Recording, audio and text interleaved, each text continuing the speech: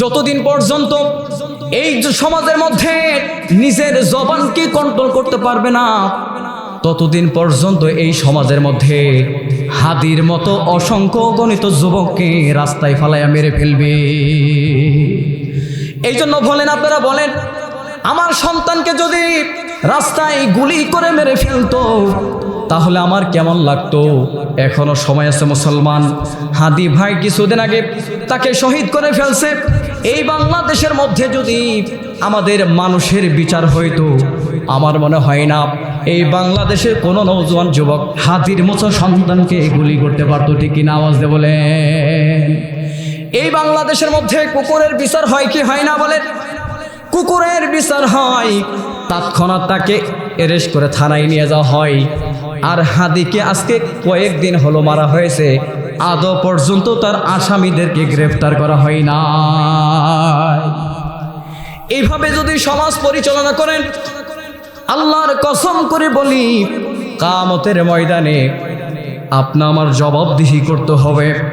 আল্লাহ রাব্বুল আলামিন কিয়ামতের দিন আমাকে প্রশ্ন করবে, তোমাকে আমি এলাকার মেম্বার বানাইছিলাম, তোমাকে চেয়ারম্যান বানাইছিলাম, এবং তোমাকে আমি এই কাউরা বাড়ির জমিনের মধ্যে এলাকার প্রতিনিধি হিসাবে নিযুক্ত করেছিলাম।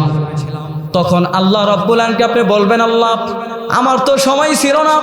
আল্লাহ রাব্বুল আলামিন বলবেন, বান্দা তোমার কি সময় হয়নি? তারপরে ফেরেশতাদেরকে বলতে থাকবেন, এরকে জাহান্নামের গর্তে ফালাইয়া দাও। এই জন্য ভাইয়েরা আমার, সময় থাকতে নিজেকে কন্ট্রোল করতে হবে। আমাদের এই বাংলাদেশের মধ্যে মানুষ অসংখ্য অগণিত মানুষ যারা অপরাধের মধ্যে লিপ্ত নাই, কিন্তু দেখেন এদের নামে হাজারো মামলাই পড়ে আছে, জেলেও পড়ে আছে না নাই?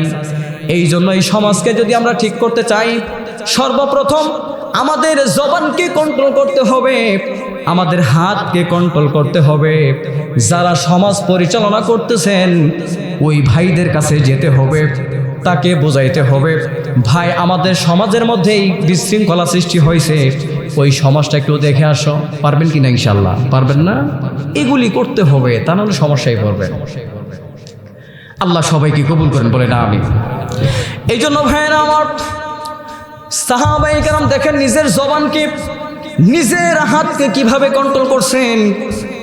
রহমানের তারা বান্দা ছিলেন, তারা একটা সেকেন্ডের জন্য নিজের জন্য চিন্তা করে নাই। একবার কালেমা পড়ছে, ওই কালেমা পড়ার কারণে হাজার হোটেল সম্পদ ছিল, ওই সম্পদগুলো সব কিছু বিসর্জন দিয়ে দিছে।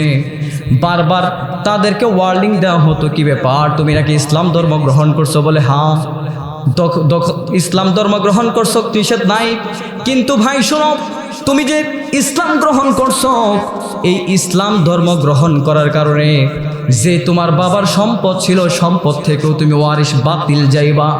ওই সন্তান জবাব দিয়ে বলতেন, সম্পদ যদি 1 বিঘা 2 বিঘা নয়, যদি বাবার সব সম্পদ থেকেও যদি বঞ্চিত হয়, তারপরও মুহাম্মদের কালেমা আমার ছাড়ব না।